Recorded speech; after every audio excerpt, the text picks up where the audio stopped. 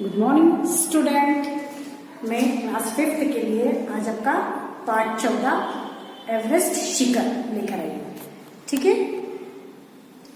अब मैंने बोर्ड पे आपके लिए कुछ पॉइंट लिखे हैं, पहले हम वो पढ़ लेते हैं। ब्रिटिश अधिकारी सर जॉर्ज एवरेस्ट ने इसका स्थान को खोजा और इसकी ऊंचाई भी बताई। किसकी? एवरेस्ट शिखर की। अब आप मुझे बताइए कि एवरेस्ट शिखर सभी ने नाम सुना है, क्या है? शिखर मतलब चोटी, और एवरेस्ट उसका नाम है, उस चोटी का। चोटी दैट मीन्स पहाड़ है, बहुत बड़ा, बहुत ही ऊंचा है, और उसका जो पॉइंट है, पिक पॉइंट, उसे चोटी कहते हैं, शिखर कहा जाता है। ठीक है, अब उसकी खोज सबसे पहले करी थी सर जॉर्ज एवरेस्ट नाम के ब्रिटिश अधिकारी ने, इसीलिए उस स्थान का पहला सबसे उन्होंने ही पता किया था, इसलिए उस स्थान का नाम एवरेस्ट शिखर रखा गया। उन्होंने उसकी ऊंचाई बताई, उसकी समुद्र तल से ऊंचाई 8,848 मीटर ऊंचा है। तो ये एक संवाद है। अब आप पूछेंगे मैडम संवाद क्या होता है? तो चलिए, अगर आज यही लेसन में आपको क्लास में पढ़ा रही होती तो क्लास में बहुत सारे बच्चे होते, सब अलग अलग हैं, तो मैं कुछ प्रश्न पूछती, आप उसके कुछ जवाब देते, मतलब ये आपसे आपका और मेरा संवाद होता। तो उसी तरह क्लासरूम में ये अध्यापक और उनके छात्रों स्टूडेंट्स का संवाद चल रहा है, और संवाद किस विषय पे हो रहा है? एवरेस्ट शिखर पर। तो बच्चे, अध्यापक पूछ रहे हैं कि क्या तुम जानते हो कि धरती का सबसे ऊंचा स्थान कौन है? तो विवेक जवाब देता है, सर माउंट एवरेस्ट। माउंट का मतलब सभी को पता है, माउंट यानी पर्वत, पहाड़ जो होते हैं। तो सर बोलते हैं शाबाश, शिखर माउंट एवरेस्ट नाम क्यों पड़ा?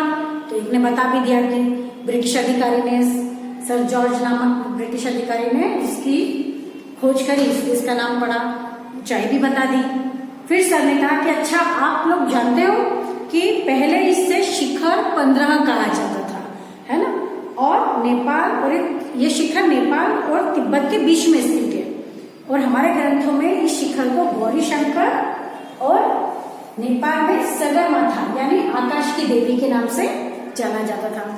तो फिर विकास पूछता है सर से कि यह शिखर कितना ऊंचा है? तो सर बताते हैं कि यह शिखर 8,848 मीटर ऊंचा है समुद्र तल से। फिर एक बच्चा पूछता है आश्चर्य से कि सर समुद्र तल से क्यों ऊंचा, धरती से क्यों नहीं? तब सर बताते हैं कि समुद्र, पहाड़ों, पर्वतों की या किसी स्थान की ऊंचाई नापने के लिए समुद्र तल को आधार माना गया है। ये बात ध्यान रखेंगे।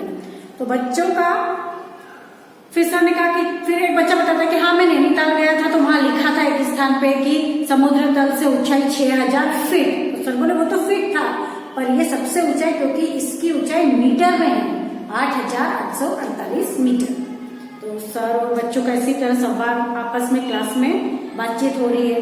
बच्चों से पूछा जाता है कि आप कोई पर्वतीय स्थल घूमने गए हो क्या, आपने क्या क्या देखा? तो सबने बताया कि हमने बड़े बड़े पहाड़ देखे, पहाड़ों के पिक पॉइंट मतलब सबसे ऊपर पे बर्फ जमी हुई देखी, जो हमारे से बहुत ऊंची है, और जैसे जैसे ऊपर जाते जाते ठंड बढ़ती जाती है। वहां पे जितनी पहाड़ की ऊंचाई पर हम जाएंगे, वहां ऑक्सीजन लेवल भी थोड़ा कम होता जाता है, क्योंकि पहाड़ों पे इतने पेड़ पौधे नहीं होते।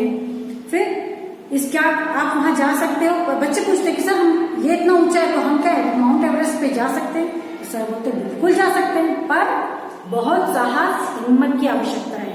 पर्वत पे जाना आसान नहीं, हम थोड़ा सा पहाड़ चढ़ते हैं तो हाँफने लगते हैं, थक जाते हैं। तो अब देखें, सर ने उनको एवरेस्ट पे जाने के लिए क्या क्या तैयारियां करने की बोली और क्या क्या सावधानियां रखने को बोली, ये हम नेक्स्ट वीडियो में कंटिन्यू करेंगे। इतने में राहुल पूछता है सर से, राहुल सर को बताता है कि हाँ मैंने डिस्कवरी चैनल पे देखा है सर कि किस तरह वहां पर तूफान आते हैं, आंधी आती है, बर्फ गिरने लगती है। तो सर ने कहा बिल्कुल, क्योंकि सर ने पहले ही बता दिया था कि वहां जा सकते हैं, पर वहां जाना इतना सरल नहीं है। तो सर ने कहा बच्चों तुम बिल्कुल ठीक कह रहे हो, वहां पर कितनी ऊंचाई पर वहां ऑक्सीजन कम होती है, इसलिए वहां सांस लेने में कठिनाई होती है। फिर तो सर वहां जाना जोखिम भरा है। देवांश पूछता सर से, तो सर बोलते एवरेस्ट जैसे शिखर पर चढ़ने में जोखिम ही जोखिम है। कभी वहां बर्फ की चट्टानें अचानक तेजी से टूटकर गिरती है, और गिरती किस तरह, ऐसा लगता है जैसे झरने बह रहे हो, पर वो बड़ी बड़ी चट्टानें गिरती है। इसे ही एवलांच या हिमस्खलन कहा जाता है। और अभी आपने देखा होगा 2-3 दिन पहले किस तरह उत्तरांचल, वहां पर उधर आया है हिमस्खलन, एवलांच हुआ।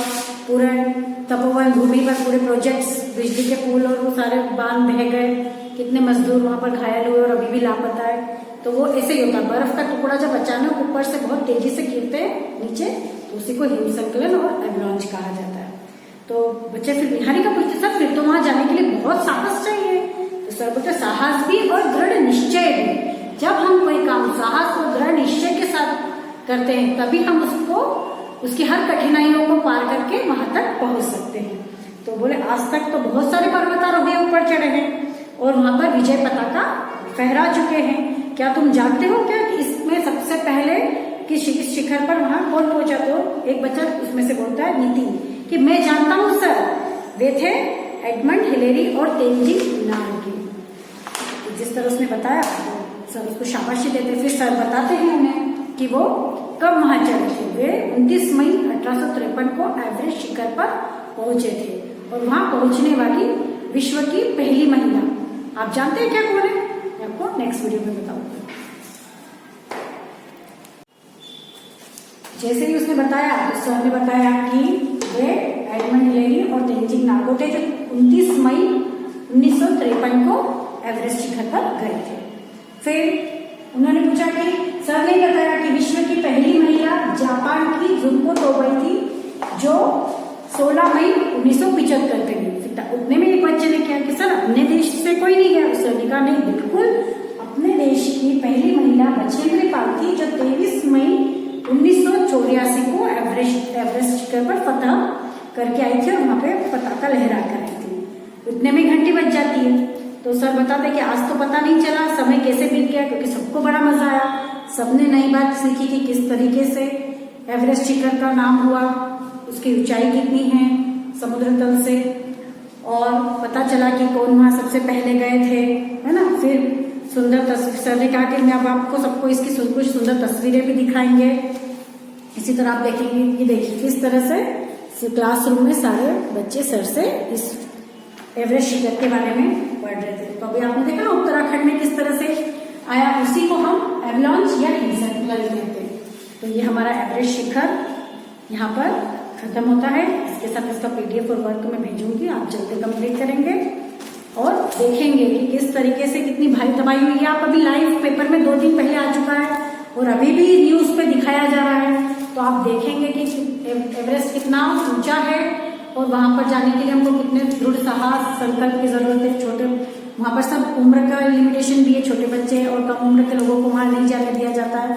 जो पूरी तरह स्वस्थ फिट होते हैं, पूरा मेडिकल होता है, फिर वहां पे जा सकते हैं। उसके गाइड भी होते हैं जो आपको बताते हैं कि किस तरीके से वहां जाने के लिए हमें क्या क्या सावधानियां, क्या क्या फर्स्ट एड बॉक्स में क्या क्या लेना चाहिए, वो सब आपको जानकारी दी जाती है। तो इसके साथ इसका पूरा वर्क भेजूंगी। हमारा यहाँ पर पार्ट 14 खत्म होता है। नेक्स्ट वीडियो मैं बहुत जल्द लेकर आऊंगी। तब तक के लिए वर्क जल्दी पूरा करेंगे। बुक प्लस कॉपी वर्क दोनों लिखना है। बाय।